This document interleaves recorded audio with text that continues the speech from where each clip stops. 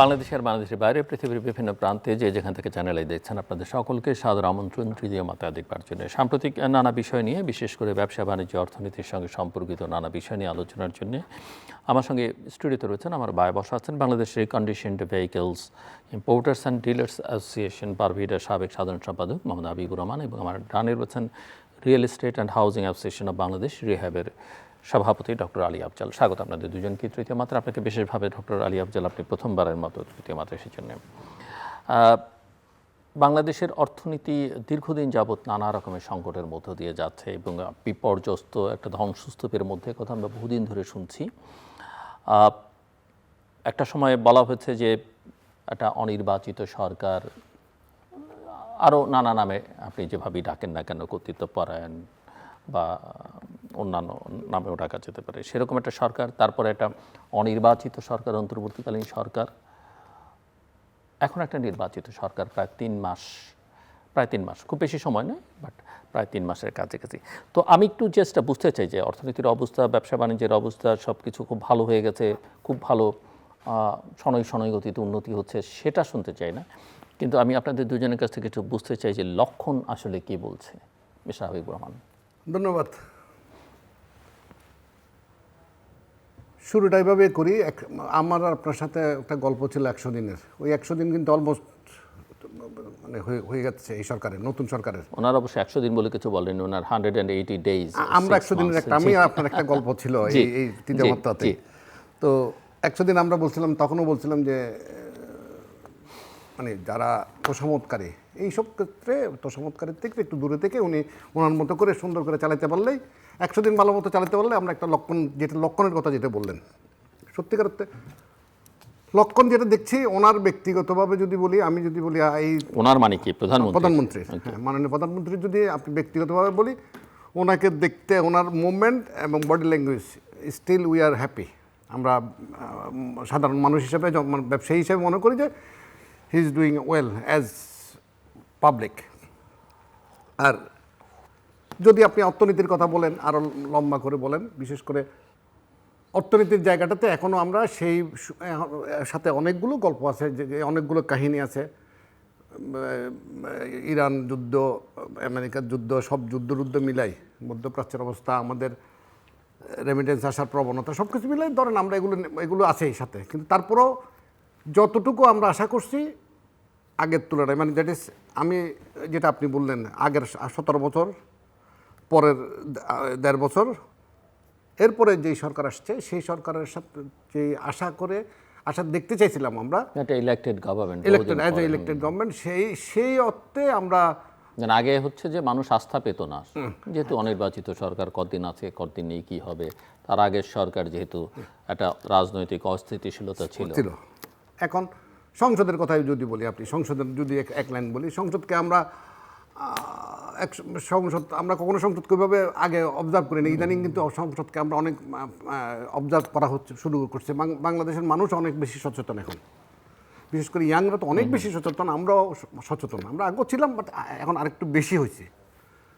But এই যাবৎ আমার কাছে সংসদকে মনে হয়েছে প্রাণবন্ত আছে, সব কিছু ঠিক আছে, বাট সংসদের যে মানে উই আর এন্টারটেনিং, আমরা এন্টারটেন হচ্ছি, বাট প্রোডাক্ট কিছু পাচ্ছি না।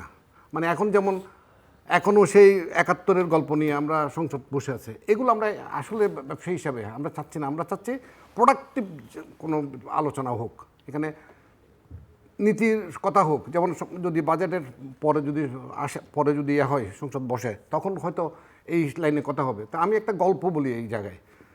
গল্পটা অনেক দিন আগে আমি একবার বলছিলাম, যে গল্পটা হচ্ছে এরকম: এক লোক রাস্তা দিয়ে হেঁটে যাচ্ছে, হঠাৎ সে হোঁচট খেয়েছে, ইটের সাথে লেগে তার পায়ের নখ উল্টে গেছে এবং সাথে সাথে রক্ত পড়তেছে খুব করে। রক্ত পড়ার পর সে দূরে ডাক্তারের কাছে গেছে।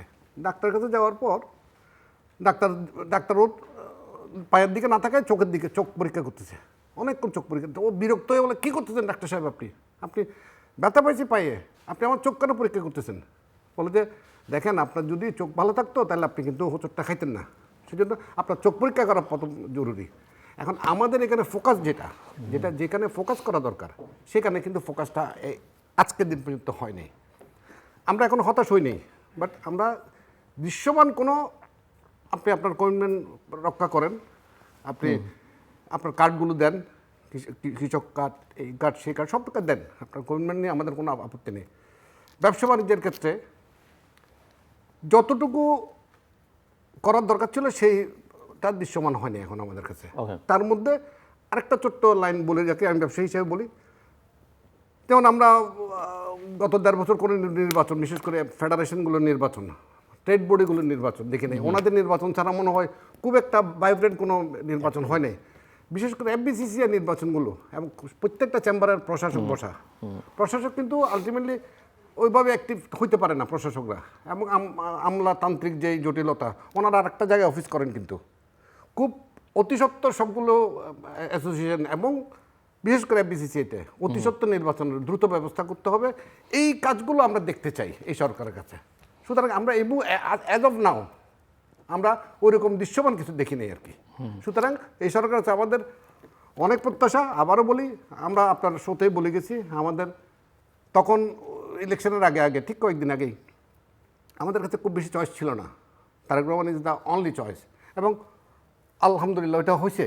কিন্তু এরপরে যদি, এবং আপনার সাথে আমি আরেকটা কথা বলে গেছিলাম, আমার মনে আছে, যে এই সরকার যদি কোনো কারণে ফেল করে, এই জাতি ফেল করবে, আমরা ফেল করবো, বাংলাদেশ ফেল করবে, এটা আমরা চাই না কোনোভাবে।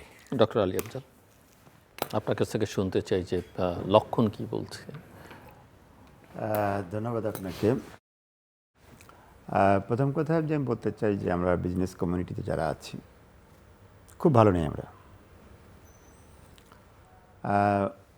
মানে আগে তো একটা আস্থার সংকট ছিল যে অনির্বাচিত সরকার, আবার তার আগের সরকার কতদিন টেকে না টেকে, যদিও অনেক বছর তারা টিকেছে, কিন্তু একটা চাপ সবসময় ছিল, অভ্যন্তরীণ চাপ, বৈশ্বিক চাপ। কিন্তু এখন তো একটা নির্বাচিত সরকার, তো ভালো নেই কেন, বা অন্তত আশাবাদী হতে পারছেন কিনা, সেটা একটা বড় প্রশ্ন। না, আমি আশাবাদী মানুষ, আমি নিরাশ হই না। আমি যদি ছোট্ট করে একটা নিজের সম্পর্কে বলি, আমি 20 বছর পড়াশোনা করেছি, এগ্রিকালচার বায়োটেকনোলজিতে অস্ট্রেলিয়াতে পিএইচডি করেছি। আমি কিন্তু 20 বছর গভর্নমেন্ট চাকরি করেছি। দেন 20 বছর আমি এই বিজনেস ফার্মের কৃষি গ্রুপ অফ ইন্ডাস্ট্রি, 33টা পাবলিক প্রাইভেট লিমিটেড কোম্পানি, এটা দায়িত্বে আছে। আর জাস্ট রিহাবের প্রেসিডেন্ট হয়েছি 19 দিন হলো। প্রথম কথা হলো যে আশাবাদী তো অবশ্যই থাকতে হবে, কিন্তু ভালো নাই কেন সেটা যদি বলি, আপনি দেখেন লম্বা সময় ধরে আমাদের অর্থনীতিকে ধ্বংস করা হয়েছে, আর্থিক প্রতিষ্ঠানগুলোকে ধ্বংস করা হয়েছে। আর্থিক প্রতিষ্ঠানের বাইরে যদি বলি যে এই বিজনেস যে অ্যাসোসিয়েশনগুলো আছে, ট্রেড বডিগুলো ধ্বংস করা হচ্ছে, অর্থাৎ পাবলিক প্রাইভেটে যত ইনস্টিটিউশনাল শেপগুলো ছিল, শেপগুলো কিন্তু টোটালি ডেস্ট্রয় হয়ে গেছে। আমি যদি রিহাবের কথাই বলি, বিগত 18 বছর কোনো ইলেকশন হয়নি, পকেট কমিটি ছিল। আর ভাই তো অলরেডি বলেছেন যে বিসি শুরু করে এখন সারা দেশে কিন্তু ট্রেড বডিগুলো এভাবে চলছে। এখন আসি ভালো নাই কেন। প্রথম হচ্ছে যে বিজনেস ফার্মের জন্য তো ব্যাংকিংটা খুব জরুরি। আপনি জানেন যে অনেকগুলো ব্যাংক, আমি 10টা 8টা সংখ্যাগুলো বলতে চাই না, বলতে গেলে অলমোস্ট প্রায় সব ব্যাংকে হাতে গোনা হয়তো 4-5টা বাদ দিলে বিনিয়োগ সক্ষমতা নাই। তো প্রাইভেট সেক্টর যদি বিনিয়োগ না হয়, ব্যবসা বান্ধব না হয়, তো ব্যবসাটা হবে কী করে সেটা? আমি সরকারকে দায়ী করছি, এটা তো আসলে পুরনো দীর্ঘদিন ধরে চলে আসছে। হঠাৎ করে 2.5 মাসে সরকার অনেক কিছু করে ফেলবে, এটাও চিন্তা করা ঠিক হবে না। আর করতে পারবে না আমি এটাও বলছি না, বাট বাস্তবতা তো সত্য যে একটা ব্যাংকের থেকে শুধু আইবিবিএলটাই বলি আমি, যে একজন ব্যক্তি 1 লক্ষ কোটি টাকা চুরি করে নিয়ে গেছে। আপনি ব্যাংকে আপনি যতই আমাকে আশ্বস্ত করেন আমি ভালো আছি, আমি তো বিশ্বাস করতে রাজি না। কারণ আপনি বলেন, আমি বিং এ বিজনেসম্যান, একটা ব্যাংকে যদি আসল থেকে 1 লক্ষ কোটি টাকা না থাকে, তার টোটাল ডিপোজিট হচ্ছে 1,70,00,000, তো 1 লক্ষ কোটি টাকা যদি মাইনাস থাকে, তো শুধুমাত্র 70,000 সার্ভিসিং করে আপনি কীভাবে ব্যাংকটাকে দাঁড় করাবেন? তো এইভাবে করে একটা শুধু না, টোটাল দেখেন ব্যাংকিং সেক্টরটা, নন ব্যাংকিং যে সমস্ত ইনস্টিটিউটগুলো ছিল, ইন্স্যুরেন্সগুলো ছিল, আপনি দেখেন সবগুলো কিন্তু একে একে ধ্বংস হয়েছে। একই সাথে আমাদের বড় বড় যে কর্পোরেট হাউসগুলো ছিল, আমি কারো নাম বলতে চাই না আপনার এই হাউসে, আপনি নাম জানেন সবগুলো, এই বড় বড় কর্পোরেট হাউসগুলো যারা রাষ্ট্রের সবচেয়ে বড় বড় কাজগুলো করতো, এই যে আমাদের খাদ্যের যত ইম্পোর্টগুলো আছে, আপনি সয়াবিন থেকে শুরু করে ফুড আইটেম থেকে শুরু করে, এই ইম্পোর্টগুলি বড় বড় কর্পোরেট হাউসগুলো কিন্তু করতো। তারা কিন্তু ক্লপস হয়ে গেছে, অনেকে পালিয়ে গেছে, অনেকে জেলে আছে। তো সামগ্রিকভাবে তো এই অবস্থার মধ্যেই তো গণতান্ত্রিক সরকারটা আসছে, এবং আমরা ওর মধ্যেই বাস করছি। সেজন্য আমরা মোটা দাগে ভালো আছি বলার আসলে সুযোগ আমি দেখছি না এই মুহূর্তে। যেহেতু সাম্প্রতিক আবাসনের দায়িত্বে আসছে, আবাসন সেক্টরের কথা বলি, আমাদের সেল দেখেছি প্রায় 35% কমে গেছে এই আবাসন সেক্টরে, অথচ এই সেক্টরটা একটা বড় সেক্টর। এই 35% কমে গেছে কোন সময় থেকে? আমি যদি আমরা গত বছরটাই দেখেছি, তার আগের বছরের তুলনায় আমি বলেছি, কম্পেয়ার করে বলতেছি, জাস্ট আমাদের নিজস্ব যে ডেটা। যদি বাংলাদেশে আসলে পরিসংখ্যাটা খুবই জটিল, অ্যাকচুয়ালি বলা খুব ডিফিকাল্ট, বাট আমাদের যে পরিসংখ্যাটা সেখান থেকে বলছি। তো এর সাথে সাথে যোগ হচ্ছে, আপনি দেখেন রডের দাম বেড়েছে, সিমেন্টের দাম বেড়েছে। তো ফলে আমরা কিন্তু একটা বেকায়দার মধ্যে পড়ে গেছি, বিশেষ করে আমার রিহ্যাব মেম্বাররা। আপনি ধরেন যে আমাদের কেনাবেচা কিন্তু ভাইয়ের মতো না, যে গাড়ি একটা নিয়ে আসলাম সেল করে দিলাম, সেটা এরকম না। আমার একটা কেনাবেচা কিন্তু 4-5 বছর ধরে শেষ করতে হয়। একটা ফ্ল্যাট যখন বুকিং দেয়, এটা কিন্তু শেষ হয় কি 3-4 বছর পরে। এখন আপনি আমার একটা ফ্ল্যাট কিনেছেন, বুকিং দিয়েছেন 8,000 টাকা স্কোয়ার ফিট, আমি কিন্তু আপনার এই ফ্ল্যাটের দাম আর বাড়াতে পারবো না, কারণ অলরেডি আপনার সাথে আমার এগ্রিমেন্ট হয়ে গেছে। ইতিমধ্যে আপনি দেখেন সিমেন্টের দাম বেড়েছে প্রতি ব্যাগে প্রায় 100 টাকা কোম্পানি ভেদে, রডের দাম বেড়েছে 15 থেকে 20,000 টাকা। আমি কীভাবে অ্যাডজাস্ট করব? একই সাথে ব্যাংকের দেখেন একসময় সিঙ্গেল ডিজিট ছিল, আজকে ব্যাংকের ঋণ দেখেন 16%, 15%। আপনি বলেন যে পৃথিবীর কোথাও আছে যে 16%, 15% ব্যাংক ইন্টারেস্ট দিয়ে আপনি কীভাবে ব্যবসা সার্ভাইভ করবে? তো এই কঠিন বাস্তবতার মধ্যেই কিন্তু আমরা চলছি। হয়তো অনেক ব্যবসায়ীরা বলবে না, আমি অকপরের সত্য কথা বলছি, যে হয়তো চলবে না। আমি দুইটা সেক্টরটা মেইনলি লিড করি, এক হচ্ছে আমার পড়াশোনা, বেড়ে ওঠা এগ্রিকালচারে, সত্য কথা। আমার গ্রুপটা হচ্ছে অ্যাগ্রো বেস ইন্ডাস্ট্রি, আর দ্বিতীয় আবাসন সেক্টর। এই দুইটা সেক্টর যদি আমি যোগ করে বলি আপনাকে, মোটা দাগে এগ্রিকালচার এবং আবাসন, তাহলে আমি বলি জিডিপির প্রায় 30% কিন্তু এর মধ্যে আছে। এগ্রিকালচার বলতে আমি বলছি ক্রপস, লাইভস্টক, ফিশারি, সব কিছু মিলাই যদি ধরি প্রায় 30% রয়েছে। আপনি যদি কর্মসংস্থান বলেন, এগ্রিকালচারে তো মোটা দাগে প্রায় অর্ধেক মানুষই প্রত্যক্ষ পরোক্ষ কৃষির সাথে জড়িত রয়েছে। এই আবাসন খাতে প্রায় 50 লক্ষ মানুষ কর্মরত রয়েছে। যদি আমরা ভালো না থাকি, তাহলে কিন্তু এই সেক্টরে যারা কর্মরত আছে তারাও কিন্তু ভালো থাকবে না, এবং দেশও ভালো থাকবে না। তো এই জায়গাটা আমাদেরকে অ্যাড্রেস করতে গুরুত্ব দিতেই হবে। কোশ্চেন হচ্ছে হাও, সরকার তো বিপদে আছে, সরকার হাতে টাকা নাই, বাট এর মধ্যেও আমি মনে করি যে গবেষণা করে, রিসার্চ করে ফাইন্ডিংসগুলো আমাদের বের করতে হবে। যে আজকে আমাদের আবাসন ব্যবসায় গন্ডগোল লেগে যাবে কিন্তু, কারণ আমি যখন একটা ফ্ল্যাট বোঝাতে পারবো না, আসলেই পারবো না, কারণ 30% দাম বেড়েছে।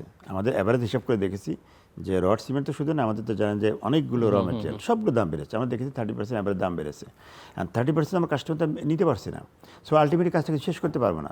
তখন হবে কি, কাস্টমার সাথে এবং আমাদের ডেভেলপার কোম্পানি তাদের কিন্তু গন্ডগোল লাগবে। তো এই জায়গাতে অ্যাড্রেস করতে হবে, বিশেষ করে আবাসন এবং খাদ্য দুইটা। কৃষি মানে আমি খাদ্য মেন করতেছি, মানুষের এসেনশিয়াল নিডস যে 5টা, তার 2টা কিন্তু এটা। এই 2টা জায়গা যদি অ্যাড্রেস না করে, রাষ্ট্র যদি অ্যাড্রেস না করে, তাহলে আলটিমেটলি কিন্তু আমরা কিন্তু বেকার পড়বো, বিপদে পড়বো। তো সেই জন্য বলতে চাই আমরা যে এই জায়গাগুলোকে অ্যাড্রেস রাষ্ট্রকে করতেই হবে এবং দেখতে হবে। প্রথম কথা হচ্ছে যে এই লোনটাকে, ব্যাংকিং যে লেনদেন, এটাকে সিঙ্গেল ডিজিটে আনতেই হবে। আমি মনে করি এটা কঠিন কোনো বিষয় না, আনা সম্ভব কিন্তু। কারণ ব্যাংক কী করতেছে, আপনি দেখেন আপনার কাছ থেকে টাকা নিচ্ছে, আমাকে বিনিয়োগ করতেছে, আপনাকে 12 দিচ্ছে, বাধ্য আমাকে কিন্তু 15 দিচ্ছে। তা আপনি ওইটাও স্টপ করে দেন যে আপনি ওইটা 8-এর উপর দিতে পারবেন না, তাহলে আমি কিন্তু তার সাথে কস্ট অফ ফান্ড 3% যোগ করে আপনি কিন্তু আমাকে কিন্তু 8-3-11 অথবা একটু কমাই দিয়ে আপনি 9-এর মধ্যে নিয়ে আসতে পারেন। তো এটা কিন্তু সম্ভব, এটা রাষ্ট্রকে ডিসিশন নিতে হবে।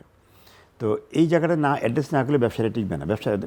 ব্যবসা ইন্ডাস্ট্রি শিল্প যাই বলে এটা কিন্তু আগাতে পারবে না, এখানে অ্যাড্রেস করতেই হবে।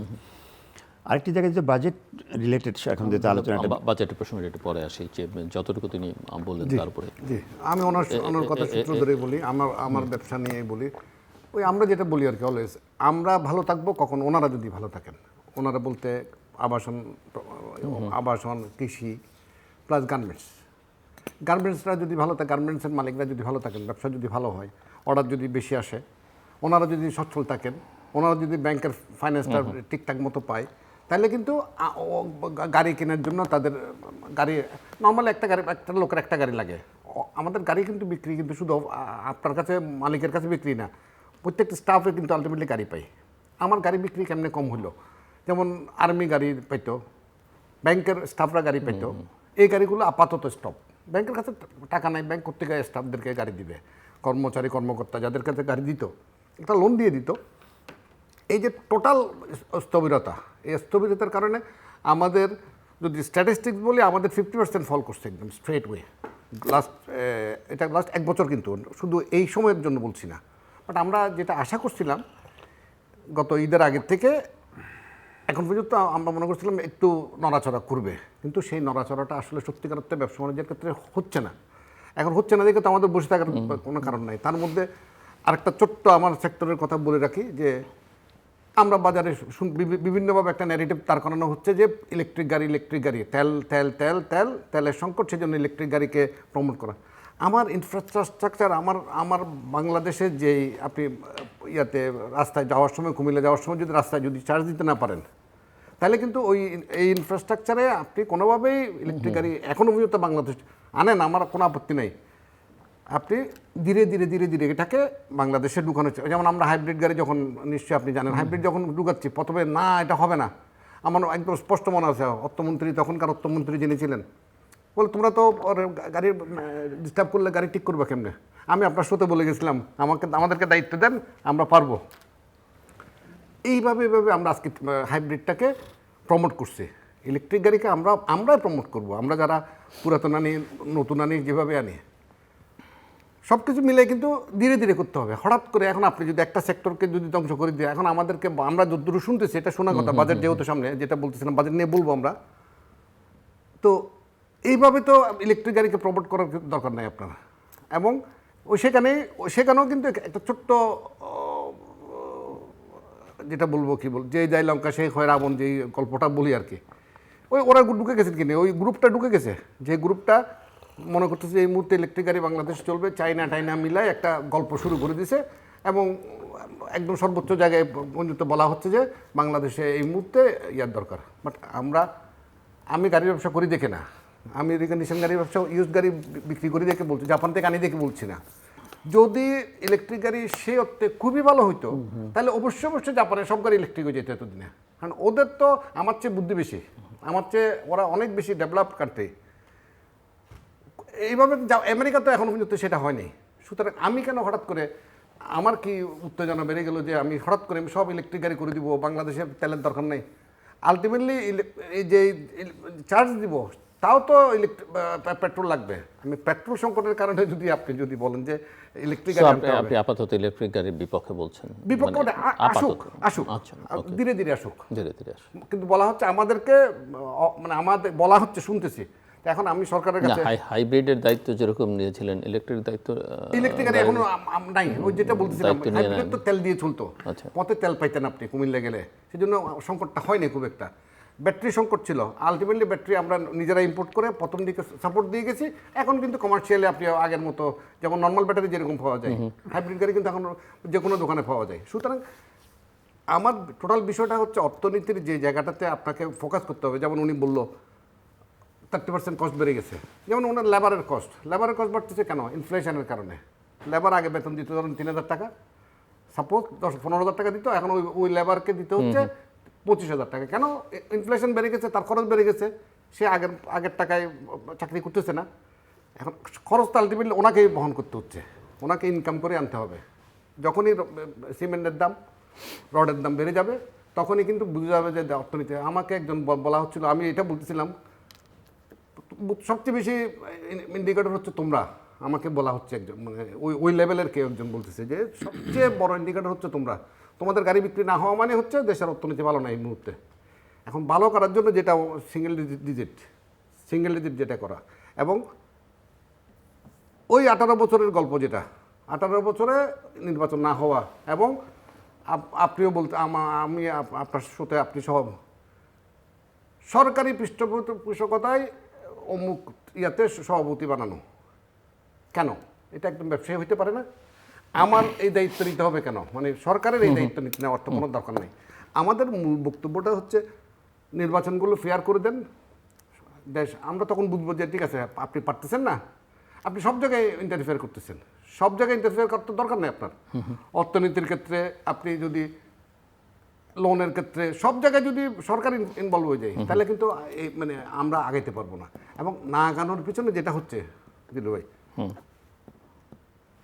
আমরা তো ভয়ে আছি যে কোনো মুহূর্তে আমরা ডলার যদি আপনার মধ্যপ্রাচ্য সংকট যদি পুরোপুরি সলভ না হয়, রেমিটেন্স যদি আরও স্লো হয়ে যায়, আমরা কিন্তু অনেক সংখ্যার মধ্যে আছি।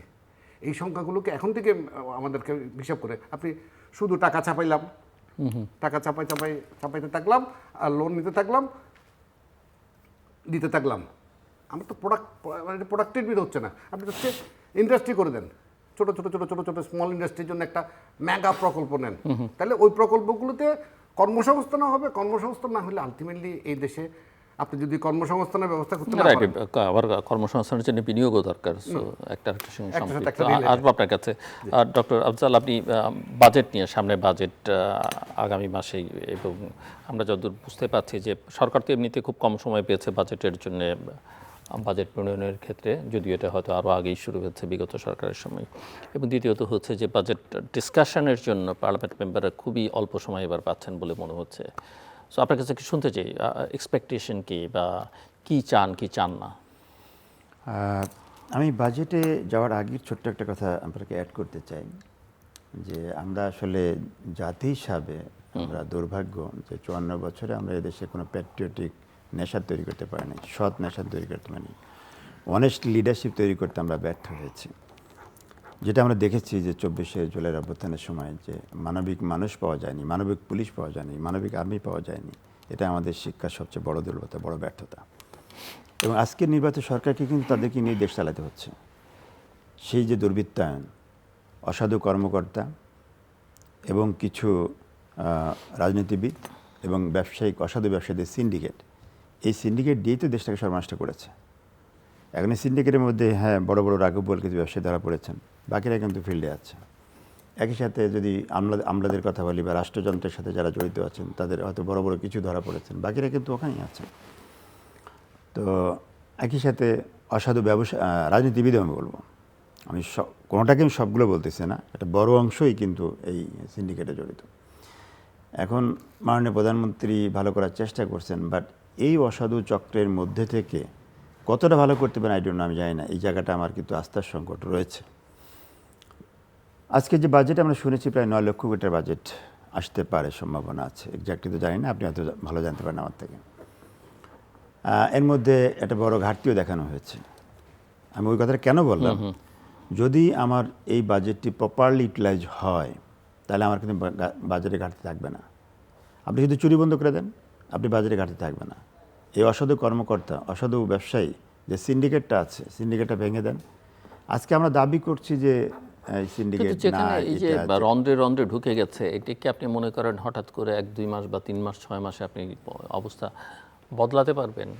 আমি অপটিমিস্টিক, রাতে হবে না, বাট শুরু তো করতে হবে, কোনো না কোনো জায়গাতে শুরু করতে হবে। শুরু যদি না হয় তাহলে কিন্তু কখনোই চেঞ্জ হবে না, কখনোই চেঞ্জ হবে না, দ্যাটস ট্রু। সো শুরু করতে হবে আমাদেরকে। এবং এই জায়গাটা আমি বলবো যে মানে প্রধানমন্ত্রী বলেন, কিন্তু আমরা দেখতে চাই আপনার বলাটা কতটা বাস্তবসম্মত, যে দুর্নীতির ব্যাপারে 0 টলারেন্স, চাঁদাবাদির ব্যাপারে 0 টলারেন্স, এই জায়গাটা আমাদেরকে শক্তভাবে আসতেই হবে। আমরা ব্যবসায়ী কিন্তু এখনও কিন্তু আতঙ্কমুক্ত নই। আমি যদি আরও ক্লিয়ারলি বলেন আমি বলতে পারবো যে আমি গতকালও দেখেছি, আমার তো অনেকগুলো ইন্ডাস্ট্রি, 33 ইন্ডাস্ট্রি, একটা ইন্ডাস্ট্রির 2টা গ্রুপ মিলে আসছে, এসে বলছে আমরা এক হয়ে গেছি, আমাদেরকে এখন এটা করতে হবে। যাক, আমাদের পরিচয় জানার পরে ধমক দেওয়ার পরে চলে গেছে। তো তার মানে আমরা কিন্তু একেবারে আশঙ্কমুক্ত হয়ে গেছি, ওই সিন্ডিকেট নাই, চাঁদাবাজি নাই, বিষয়টি এমনটি নয়। তো এই জায়গাটা রাষ্ট্রকে হাত দিতে হবে। বাজেটে ধরেন যে বড় অঙ্কের টাকা, বাজেটের টাকা তো আমরাই দিই, ব্যবসায়ীরাই তো দিই, আমরাই তো দিচ্ছি। ট্যাক্স বলেন, ভ্যাট বলেন, আমরাই তো দিচ্ছি, আমাদের টাকা দিয়েই হচ্ছে।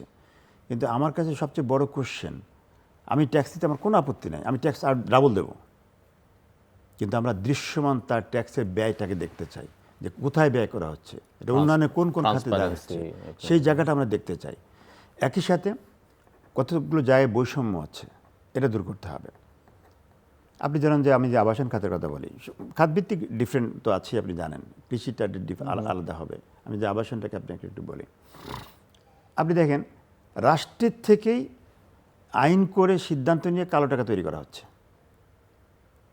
এই আবাসন খাতে। যদি আমি প্রেসিডেন্ট হিসেবে 18 দিনের প্রেসিডেন্ট, কিন্তু আমার স্টাডিতে ধরা পড়েছে একটা জমি বা একটা ফ্ল্যাটের দাম 2 কোটি টাকা। এখন রাষ্ট্র 16% সব মিলে 16-13 স্থান ভেদে কিছু পার্থক্য আছে, বিভিন্ন ধরনের ট্যাক্স সহ আমাদের রেজিস্ট্রি করা চলে যাচ্ছে। এখন ওই 2 কোটি টাকার সম্পত্তিটা রেজিস্ট্রি হচ্ছে কিন্তু মাত্র 40 লক্ষ টাকায়। তাহলে আপনি কিন্তু আমাকে পে করেছেন 2 কোটি, আমি কিন্তু কাগজে কলমে দেখাতে পারছি মাত্র 40 লক্ষ টাকা। তাহলে 1 কোটি 60 কিন্তু আমার ব্ল্যাক মানি, আমি কী করবো এই টাকাটা? তাহলে রাষ্ট্র কিন্তু ব্ল্যাক মানি তৈরি করে দিচ্ছে, এবং এই ব্ল্যাক মানি আমি তখন বাধ্য হয়ে দেশের বাইরে কিন্তু ওই বেগমগঞ্জ তৈরি হচ্ছে কিন্তু এই ব্ল্যাক মানির টাকা দিয়ে। আমাদের বক্তব্য আপনি ট্যাক্স কমায় দেন, রাষ্ট্রের ট্যাক্স কমবে না। আপনি ট্যাক্স 16 না করে আপনি 5% করেন, কিন্তু অ্যাকচুয়াল যে মূল্যে কেনাবেচা হচ্ছে সেই মূল্যটা আমি রেজিস্ট্রিতে বাধ্য করেন, তাহলে রাষ্ট্রের ট্যাক্সও কমবে না। কিন্তু এই যে ব্ল্যাক মানি তৈরি হয়েছে কারখানাটা, এই কারখানাটা বন্ধ হয়ে যাবে। এই জায়গাটা কিন্তু হাত দিচ্ছেন, অ্যাড্রেস করছেন না কেন আমি জানি, আই ডোন্ট নো। এরপর দেখেন যে রাষ্ট্রের কিন্তু রেজিস্ট্রি কিন্তু অনেক কমে গেছে, আমি বলছি না 100% কমে গেছে, আমি বলবো যে অর্ধেকেরও বেশি কমে গেছে, রেজিস্ট্রি হচ্ছেই না এখন। আগে সাব রেজিস্ট্রি অফিস, বিশেষ করে সাভারে আমার একটা ল্যান্ড আছে, ল্যান্ড প্রজেক্ট আছে আমাদের, প্রায় বেশ বড় প্রায় 10,000 বিঘা জমি ল্যান্ড প্রজেক্ট। তো আমরা সাভারে তাকে লাইন ধরে দেখলাম রেজিস্ট্রি হতে, এখন তো রেজিস্ট্রিতে পুরো সাভারে ফাঁকা। কারণটা কি? কারণ হচ্ছে 1% জমির শুধুমাত্র গেইন ট্যাক্স ধরা হয়েছে 60,000 টাকা। আপনি এখনও সাভারে যেটা একদম রাস্তাঘাট নাই, নিচু লো ল্যান্ড, ওটা কিন্তু এখনও 1 লাখ টাকা 1.5 লাখ টাকায় বিক্রি হচ্ছে বিক্রয় মূল্য, কিন্তু রাষ্ট্র বলছে 60,000 শুধু গেইন ট্যাক্স দিতে হবে। How funny! উল্লেখিত মূল্যের 5% অথবা 60,000 টাকা, যেটা বেশি সেটা দিতে হবে। তার মানে হচ্ছে 60,000 পে করতে হবে, কারণ 1,50,000 যে মৌজা রেট আছে সেটার 5% তো সামান্য টাকা আসবে, আমাকে 60,000 টাকা পে করতে হবে। তখন হচ্ছে কি, কাস্টমার এবং ক্লায়েন্টের আন্ডারস্ট্যান্ডিং করে হয়তো পাওয়ার করছে বা কোনোটা সিস্টেম করে রেখে দিচ্ছে, আলটিমেটলি রাষ্ট্র কিন্তু পাচ্ছে না ওটা। তো এই যে বিষয়গুলো যে উদ্ভট নাজিল করা হয়েছে, এটা আসলে রাষ্ট্রের কোনো কল্যাণ বয়ে আনছে না। বি রিয়েলিস্টিক, যৌক্তিক হওয়া দরকার। এনবিআরকে ভাবতে হবে, চিন্তা করতে হবে যে আসলে কোনটা। আমি ট্যাক্স কম দেওয়ার পক্ষে, আমি বেশি দেওয়ার পক্ষে, কিন্তু রাষ্ট্রকে এই যৌক্তিক অবস্থানগুলো আসতে হবে। রেজিস্ট্রির জামানত আমাদের রয়েছে। এরপর আমি কৃষির কথা বলি আপনাকে, বাজেটে কৃষিতে সাবসিডি সারা দুনিয়াতে আছে, বাংলাদেশে থাকতে হবে। কিন্তু সমস্যাটা যে জায়গায়, সাবসিডি যাদের জন্য করা হয়েছে, বিশেষ করে বাংলার কৃষকের জন্য, এদেশের 1,68,00,000 কৃষক পরিবার আছে। আপনি যদি মোটা দাগে বলি যে আপনি যদি 5 করে অ্যাভারেজ গুণ করেন ফ্যামিলি সাইজ, তাহলে 9 কোটি মানুষ কিন্তু প্রত্যক্ষ পরোক্ষভাবে আমি কৃষির সাথে জড়িত। কৃষি বলতে আমি আবারও মিন করছি crops, live stock, fishery, broad সেন্সের যে ডেফিনেশন এগ্রিকালচারে, সেটা আমি মিন করছি। তো এই মানুষগুলোর যে বরাদ্দ আছে, প্রতি বছর প্রায় 40,000 কোটি টাকা বরাদ্দ থাকে। তো আমার কোশ্চেন হচ্ছে, আদৌ কি ওই যাদের পাওয়ার কথা তারা কি টাকা পাচ্ছে? সেই জায়গাটি ইনশোর করা হচ্ছে, সেটা কি মনিটর করা হচ্ছে? আমি আগের সরকার আমলে দেখেছি, বিগত জায়গায় আমরা স্বৈরাচার বা প্রতি স্বৈরাচার যাই বলেন না কেন, যে যখন তারা ডিজিটালাইজ করলো যে টাকাটা আমরা ঠিক আছে বিকাশের মাধ্যমে বা অ্যাকাউন্টিং চ্যানেলে পাঠানো হবে, কিন্তু পাঠানো হয়েছে ঠিকই, বাট ওই পাশে তো সোনার ছেলের অ্যাকাউন্ট, যে এখান থেকে পাঠানো হচ্ছে সরকারি অ্যাকাউন্ট থেকে, কিন্তু যাচ্ছে তো চাষির অ্যাকাউন্টে, যাচ্ছে সোনার ছেলের অ্যাকাউন্টে, কারণ ওই পাশে তো নাম ওইভাবে এন্ট্রি করা হয়েছে। তো এখনও যদি সেটা থাকে, তাহলে তো মূল চাষি তো পাবে না। তাহলে রাষ্ট্রের এই যে ট্যাক্সের টাকা, আমাদের এই ট্যাক্সের টাকা এদেশে গরিব কৃষককে দেওয়ার কথা, অন অ্যান অ্যাভারেজ বিগত বছরগুলো যদি গড় বলি প্রায় 40,000 কোটি টাকা দেওয়া হয়। তো সেই টাকাটা তারা পাচ্ছে কিনা, দ্যাট ইজ ভেরি ইম্পর্টেন্ট। এই জন্য আমি বলতে চাই, বাজেটের পরিধি বড় করা আমার কাছে ইম্পর্টেন্ট মনে হয় না, ট্যাক্সের পরিধি বড় করা আমার কাছে ইম্পর্টেন্ট মনে হয় না। আজকে বাংলাদেশের ট্যাক্স পেয়ার ট্যাক্স দিয়ে চায় না কেন, এটা তো স্টাডি করা উচিত। অথচ আপনি জানেন যে আপনি নিজেও ভিজিট করে কানাডা, ইউরোপ, আমেরিকা, অস্ট্রেলিয়া, মানুষ কিন্তু ট্যাক্স দিতে কষ্টবোধ করে না। আর সে জানে সে বিপদে বলে কিন্তু ওই ট্যাক্সের টাকা সরকার তাকে সাপোর্ট দেবে। তো আমার দেশে কি একজন মানুষও আছেন যে এই আশ্বস্ত যে আমি যদি চাকরি না থাকে, আমি যদি ব্যবসা ভেঙে পড়ে, কোনো সমস্যা পড়ি, বিপদে পড়ি, রাষ্ট্র আমাকে দেখবে, এমন কোনো গ্যারান্টি আছে? No guarantee. একই সাথে আমরা যে ট্যাক্স পে করলাম, 3 লক্ষ কোটি টাকা, 4 লক্ষ কোটি টাকা ট্যাক্স দিচ্ছি, সেই টাকাটি দৃশ্যমান কোথায় ব্যয় হচ্ছে আপনি বলেন আমাকে। আজকে দেখেন যে ইন্ডিয়াতে থালাপতি যে ইলেক্টেড হলো, উনি সাথে সাথে কী করেছেন দেখেন আপনি, 200 ইউনিট পর্যন্ত গরিব মানুষের জন্য বলছে আমি কোনো ইয়ে নেব না। তার মানে কি দৃশ্যমান একটা যে দেখাই দিলেন যে আপনাদের ট্যাক্সের টাকা আমি কি দৃশ্যমানে গরিব মানুষকে দিয়ে দিলাম। সো এভাবে করে, হ্যাঁ আপনি তো বলতে পারেন যে এখন যে ফ্যামিলি কার্ড, কার্ডের মাধ্যমে করা আছে, আই অ্যাপ্রিসিয়েট ইট, ঠিক আছে, বাট সেটার জন্য প্রপারলি যে ফার্মার, যে কৃষক রিয়েলি গরিব, যে পুয়ার, আলট্রা পুয়ার ফার্মার, তারা যেন এটা পায়, এটা ইনশিওর করতে হবে। এটা যদি মাঝখানে যে আগে ছিল সোনার ছেলে, এখন যেন ডায়মন্ড ছেলে না পায়, এটা ইনশিওর করতে হবে যে ফার্মার জন্য রিয়েল যারা পাওয়ার কথা, যে ফার্মাররা, সেই ফার্মারের জন্য পায়, সেটা ইনশিওর করতে হবে আমাদেরকে। আমি আসছি আবার আপনার কাছে, মিস্টার হাবিবুর রহমান। দিলীপ ভাই, আবারও সেম কথা, সেম গল্প। ঘটনা হচ্ছে টিনদারি, বাংলাদেশ টিআইএনদারি, মানে যারা ট্যাক্স দেয়, তো এটার সংখ্যা কিন্তু 1 কোটি সামথিং। এটাকে মিনিমাম 6 কোটিতে পৌঁছতে হবে। যে লোকটা রিক্সা পুল করে, সে তো ইনকাম করে, একটা টিন থাকতে হবে, এটার জন্য ম্যান্ডেটরি কিছু জিনিস করতে 1,000 টাকা, কিন্তু জাস্ট 1,000 টাকা দিলে একটা টিআইএন সার্টিফিকেট পাওয়া যাবে।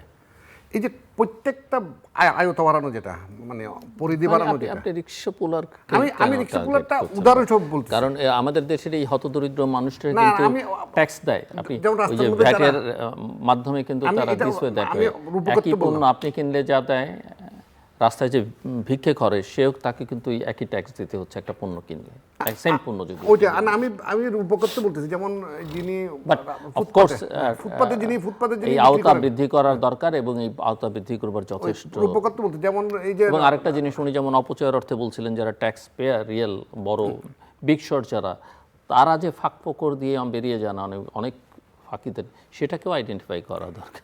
ফাঁক ফোকরের গল্পটা, আমি আসছি আপনার কাছে, আপনি বলবেন। ফাঁক ফোকরের গল্পটা কিন্তু আরেকটু বিস্তারিত হচ্ছে। আমরা যেমন এআইটি দিই, আমরা অ্যাডভান্স দিয়ে আসতেছি একটা, আপনি প্রত্যেকটা ইম্পোর্টেন্ট সেটা ক্ষেত্রে আমরা আবার দিয়ে পরে আসতেছি, adjust হচ্ছে। অ্যাডজাস্ট করতেছে না। না, আমাকে তো সরকার কেন নিচ্ছে এটা? আমি যদি ওইভাবে বলি, আমি চোর দেখে আমাকে করতেছে, ওকে আমি চোর, মানে আমি চুরি করব দেখে আপনি আমার থেকে অগ্রিম নিয়ে নিচ্ছেন। অ্যাডজাস্টমেন্টের গল্পটা কিন্তু কোনো গল্প নাই সত্যিকারতে, বাংলাদেশে কোনো অ্যাডজাস্টমেন্টের কোনো গল্প ইদানিং নাই। এটা কিন্তু একটা মানে বলার জন্য একটা গল্প বলা এক সময় ছিল, সেখানেও আবার মানে অবৈধ কাজ হয়েছে। আপনি যতটুকু পান তার চেয়ে বেশি সিস্টেম বের করে দিয়ে আপনাকে করা হয়েছে। মূল কথা হচ্ছে এনবিআরের যে সক্ষমতা, এনবিআরের যেমন এখনকার যিনি চেয়ারম্যান আছেন, ওনার সম্বন্ধে আমাদের অনেক মানে আমরা আশাবাদী ছিলাম, কিন্তু ওই end of the day ultimately কোথায় সব কিছু, ওই আমাদের ডিআরের সমস্যা যেটা বলি, আমরা আলটিমেটলি কোথায় গিয়ে হারিয়ে ফেলতেছি। যেটা করার দরকার, প্রত্যেকটা লোকের মামলার দিকে ঠেলে দিচ্ছেন আপনি। যারা ট্যাক্স দিতে চাচ্ছে তাকে আপনি ওভার ট্যাক্স করতেছেন। তার মধ্যে আরেকটা ছোট্ট ট্যাক্সের একটা গল্প আছে, যেটা 10% কিন্তু আবার ওনারা পায়, অফিসাররা। দ্যাট ইজ আপনাকে ইন্টেনশনালি ওভারলোড করে দিয়ে আপনাকে ওই 10% ওখান থেকে যদি 10% সে পায়। কিছু জিনিস এগুলোকে একদম স্বচ্ছ করতে, আমরা এখনও সেই ট্যাক্স আদায় করার ক্ষেত্রে 10% পাওয়ার মতো অফিসার বাংলাদেশে এখনও পর্যন্ত হয়নি সত্যিকার অর্থে। এখন ধরেন কারোর থেকে 100 কোটি টাকা নিতে পারলো, ওখান থেকে 10% অনেক টাকা, কিন্তু এই টাকার জন্য আপনি কাউকে হয়রানি করবেন সেই সুযোগ আপনাকে দেয় নাই। আমাদের এগুলোকে একদম টোটাল, এবং আমি আসার জায়গাটা বলি একটু, আসার জায়গায় যেমন প্রধানমন্ত্রীটা তো বললামই, মাননীয় প্রধানমন্ত্রী ওনার বডি ল্যাঙ্গুয়েজ অ্যাক্টিভিটিস উনি যেটা বলতেছেন, বলার চেষ্টা করতেছেন,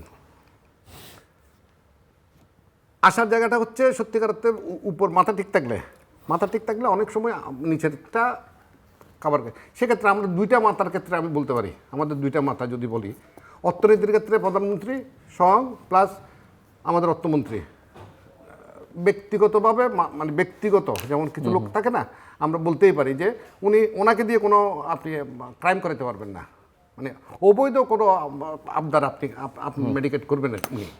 আমরা পারসেপশন হচ্ছে এটা, পারসেপশনের জায়গাটা বলি। সুতরাং আশা কিন্তু আমরা করতেই পারি, কিন্তু সময়টা অতি কম হয়ে গেছে।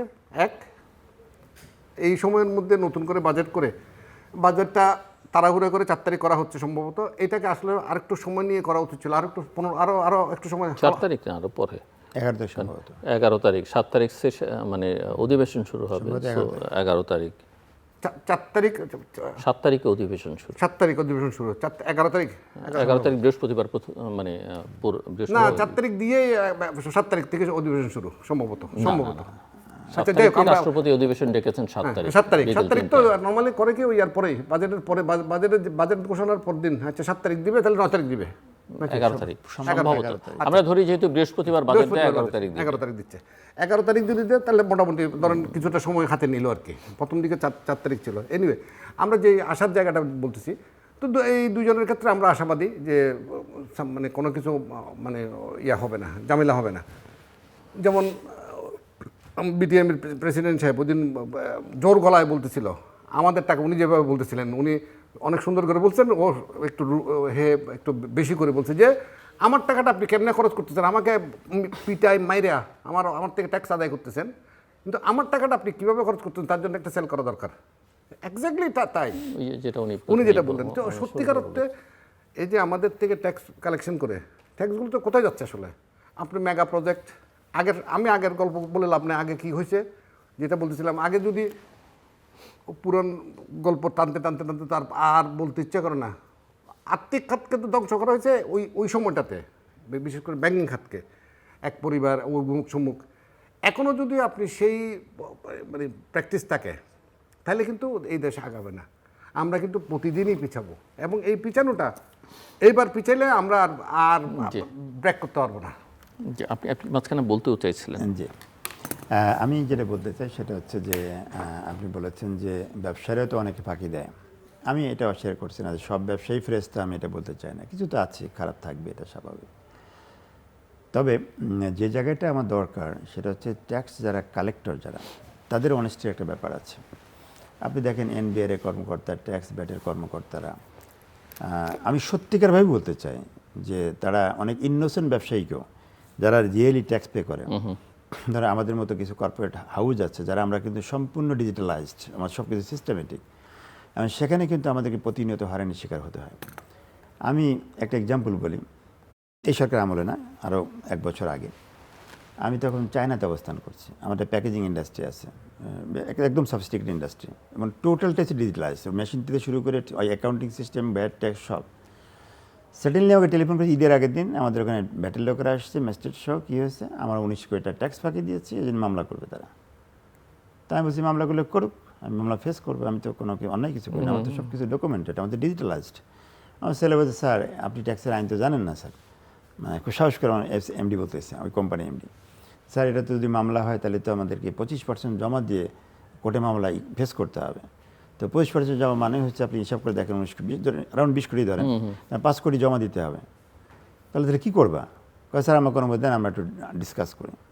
আমি খোলামেলা আপনার অনুষ্ঠানে বলছি ওপেনলি, এবং শেষ পর্যন্ত আমি বলছি তোমার যা মন চাই করে ভাই, আমি তোমার এই সমস্ত আজেবাজে গুনার কাজের সাথে আমি নাইব।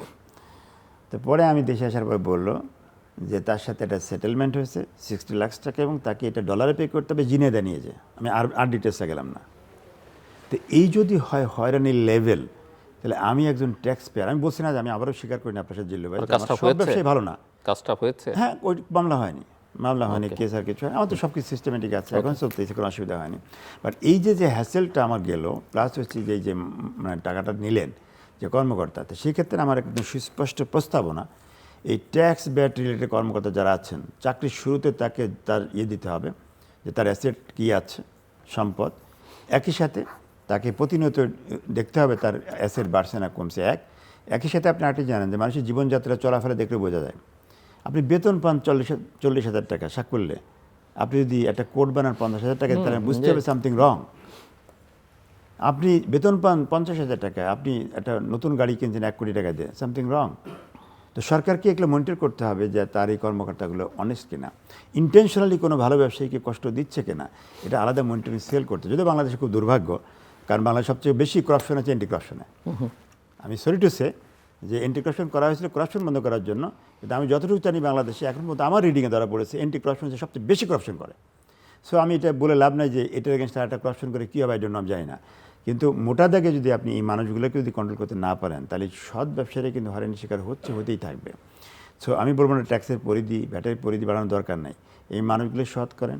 আমরা যদি স্বাচ্ছন্দ্য বোধ করি এই ট্যাক্স পে করতে, ভ্যাট পে করতে, হ্যাঁ, তারপরে আমি আবার বলছি কিছু মুষ্টিমেয় খারাপ লোক তো আছে, তাদেরকে আইনি আনতে নেন, তাদেরকে আপনি ভালো দেখে হ্যারাস না করে, খারাপ যারা করছে, ট্যাক্স ফাঁকি দিচ্ছে, আপনি ধরেন, তাকে অসুবিধা নেই। ভাই একটা কথা আমি শক্ত করে বলতে চাই, এআইটি কিন্তু অ্যাডজাস্ট হয় না, আপনি জানেন কিনা জিল্লু ভাই, অ্যাডজাস্ট হয় না। আমার লক্ষ্য না, আমার কোটি কোটি টাকা অ্যাডজাস্ট হয় না। আমি যখন বছরের শেষে আমার ব্যালেন্স শিটটা রেডি করে জমা দিলাম, তখন আমার ওই এআইটি নিয়ে আসছি, ধরেন আমার 35% কর্পোরেট ট্যাক্স দেওয়ার পরে আমার যেটা আসতেছে, আমি দেখলাম যে আমি 22% মনে কর্পোরেট হাউসগুলো 22% যেটা, ওটা অ্যাডজাস্টই করে না। না, আমার ওই ভাগ আছে তো, কৃষি একরকম আছে, আমার তো মাল্টিপল। তো এখন সেখানে যেটা হয় যে আমার ট্যাক্স কথার কথা আসছে 5 কোটি টাকা, কিন্তু আমি ইতিমধ্যে কিন্তু 8 কোটি টাকা পে করেছি ইম্পোর্টের সময়, আমার র ম্যাটেরিয়াল। এখন যখন আমি কাগজ দিচ্ছি, আমাকে কিন্তু টাকা পে করতেছে না, কয় ঠিক আছে আপনার অ্যাডজাস্ট করে দিলাম, আর ওই 2 কোটি ভবিষ্যতে করা হবে। তো পরের বছর তো আবার সেম কাহিনী, আমার পরের বছর আবার দেখলে 3 কোটি আমি বেশি আছে, এবং আবার 3 কোটি জমা হলো, কিন্তু আমাকে কখনো টাকা পে করা হচ্ছে না। বলা হচ্ছে দেওয়া হবে, বাট নেভার এভার। লাস্ট আমার বিজনেস মানে 26 বছর হলো আমার এই বিজনেস গ্রুপের বয়স, কিন্তু আমরা পাইনি ফেরত। ভ্যাট সেম, বলা হচ্ছে অ্যাডজাস্ট করা হবে। সর্বশেষ আমরা যখন একটা মিছিল মিটিং, যাক আমাদের একটা গ্রুপ নিয়ে কথা বলেছি, তখন তারা বলেছে ঠিক আছে প্রতি বছর 10% অ্যাডজাস্ট করবো। আর আপনি বলেন 10% অ্যাডজাস্ট করলে, ভ্যাট তো 15%, it's a big amount of money. এটা আমার কখনোই না, কিয়ামত পর্যন্ত আমাকে কিন্তু অ্যাডজাস্ট করতে পারবে না সে, এবং করবে না অ্যাডজাস্ট। তাহলে এই যে আপনি দেখেন, আপনি যদি বলেন কানাডার কথা, আমেরিকা, ইউরোপ যেখানে আছে, তারা স্বাচ্ছন্দ্যবোধ কেন করেন? বছরের শেষে যখন তাহলে কাগজটা দেয়, এআইটির আইডিয়াটা কেন ইন্ট্রোডিউস করলো? এআইটি হচ্ছে যে গভর্নমেন্ট টাকাটা আগেই নিতে চাচ্ছে, আমি অ্যাডভান্স ইনকাম ট্যাক্স আগেই নিচ্ছেন, কিন্তু আপনি যদি সততার সঙ্গে সেটা অ্যাডজাস্ট না করেন দীর্ঘমেয়াদে, তাহলে তো লাভ নেই। লাভ না, এক্স্যাক্টলি।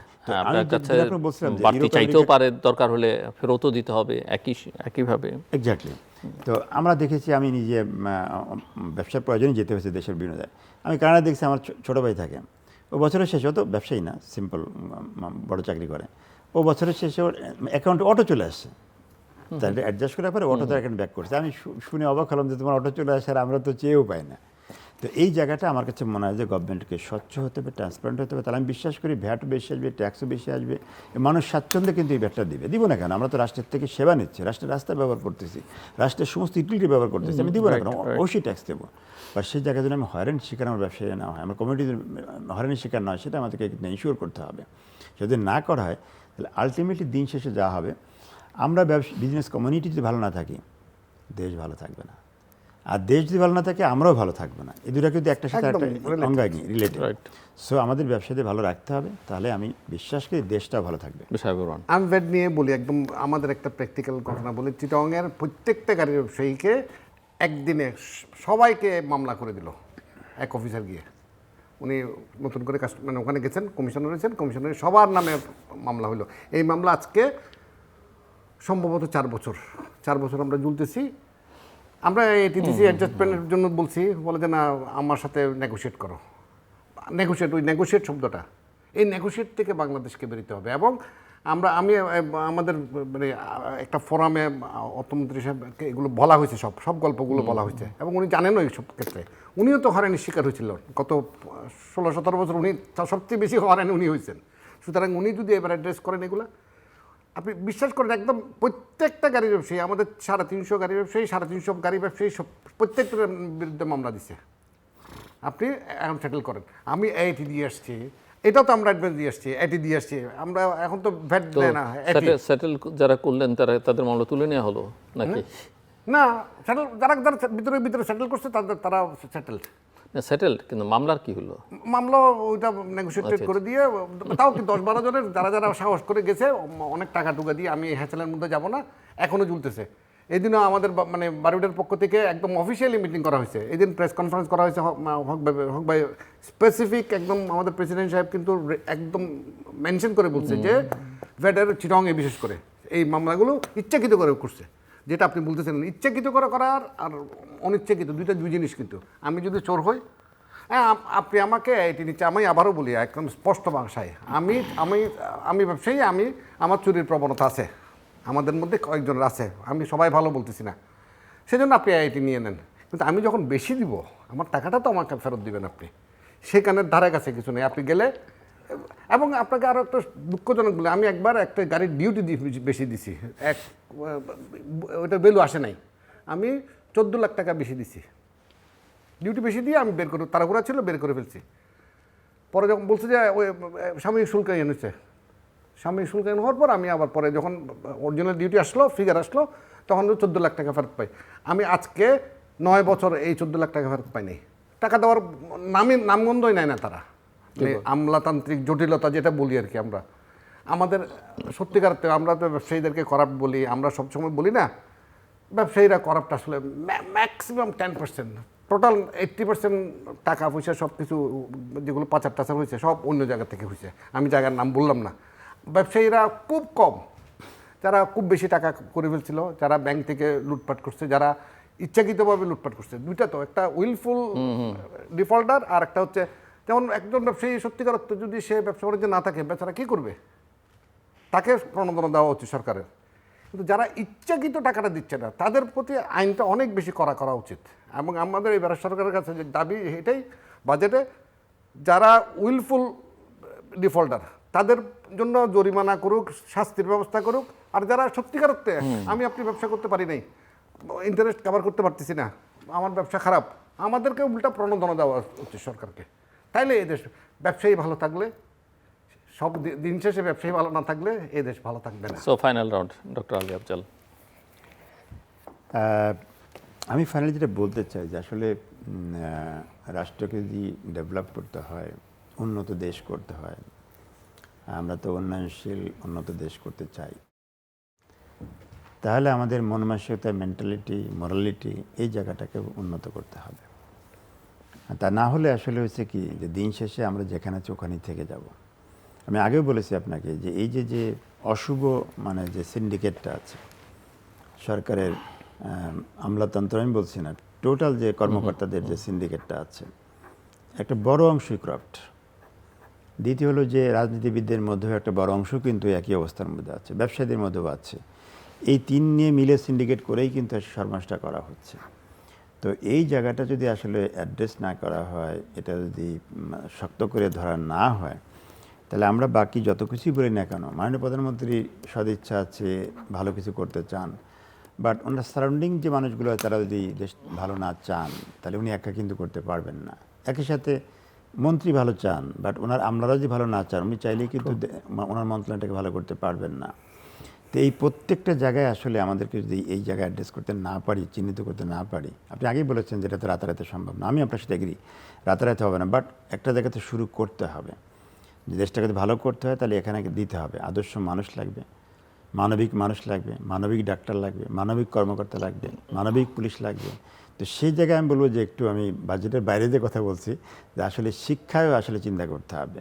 আমাদের যেখান থেকে প্রোডাক্টটা বেরিয়ে আসছে, তো ওইখান থেকে আমি বলবো যে আসলে কতটা মানবিক মানুষ বেরোচ্ছে, কতটা সৎ কর্মকর্তা বের হচ্ছে, কতটা সৎ পুলিশ বের হচ্ছে।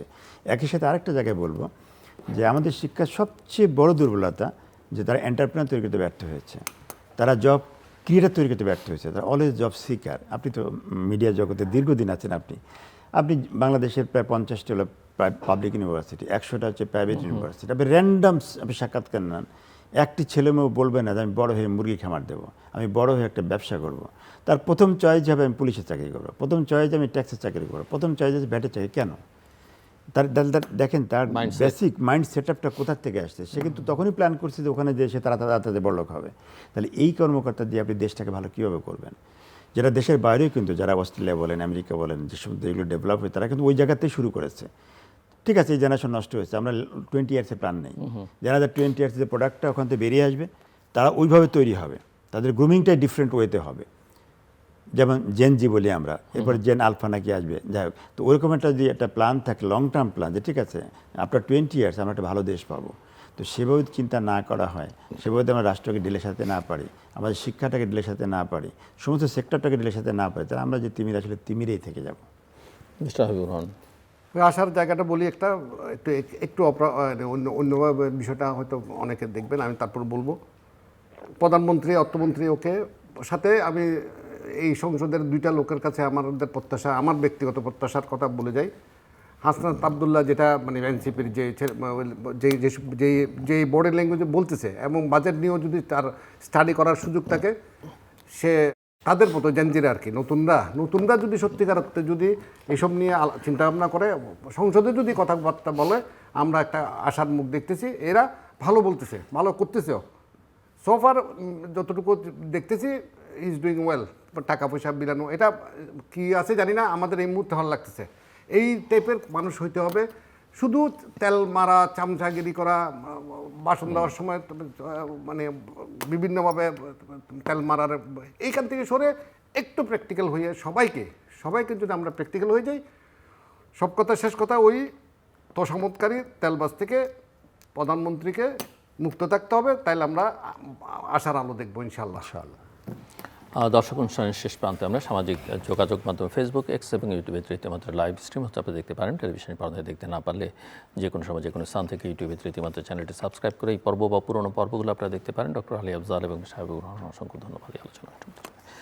দর্শক, আমরা কথা বলছিলাম ব্যবসা বাণিজ্য অর্থনীতি নিয়ে। আমার দুই অতিথি ব্যবসায়ী নেতা খুব একটা যে আশাবাদী কথার কথা বলেছেন যে তারা অপটিমিস্টিক, কিন্তু খুব কথা সুরে মনে হয়নি যে খুব একটা আশাবাদী তারা, বা এমন কোনো পরিবেশ তৈরি হয়েছে যেটাতে বলা যাচ্ছে যে লক্ষণটা ভালো। তবে দুজনেই বলেছেন টেবিলের দু প্রান্ত থেকে যে প্রধানমন্ত্রীর চেষ্টা, আন্তরিকতা, নিষ্ঠা, আচরণ সব তাদেরকে অভিভূত করেছে এবং তারা সেই জায়গাটা ভরসা রাখতে চান। তবে একথাও বলেছেন যে পারিষদবর্গ যদি ভালো না হয় তাহলে আসলে একজন যত ভালোই হন না কেন তিনি সব কিছু করতে পারবেন না। এই যে দুর্নীতি নিয়ে কথা বলছিলেন, ওনারাই বলছেন যে বাংলাদেশের রাজনীতিবিদ, আমলা এবং ব্যবসায়ীদের একটা যে নেক্সাস তৈরি হচ্ছে, এই নেক্সাস যদি ভাঙা না যায় তাহলে আসলে সমস্যার সমাধান হবে না। ট্রেড বডিগুলো নিয়ে প্রশ্ন তুলেছেন, মাত্র একজন নির্বাচিত প্রতিনিধি এখানে আছেন একটি ট্রেড বডি, কিন্তু অধিকাংশ ট্রেড বডিতেই নির্বাচন হচ্ছে না, সেটাকেও একটা সংকট হিসেবে ওনারা দেখবার চেষ্টা করেছেন। বিনিয়োগ সংকটের কথা বলেছেন, বিনিয়োগ না হলে কর্মসংস্থান হয় না, এবং বিনিয়োগ কর্মসংস্থান হলে প্রবৃদ্ধি কি হাল হয় সেটাও আমরা জানি। আর সরকারের বা আমলাতন্ত্রের যে দুর্বলতা, সেটা একটা বড় জায়গায় আলোচনাটা এসছে যে এই যে অ্যাডভান্স ইনকাম ট্যাক্স নেওয়া হচ্ছে, ভ্যাট নেওয়া হচ্ছে, এগুলো পরে আর অ্যাডজাস্ট করা হচ্ছে না।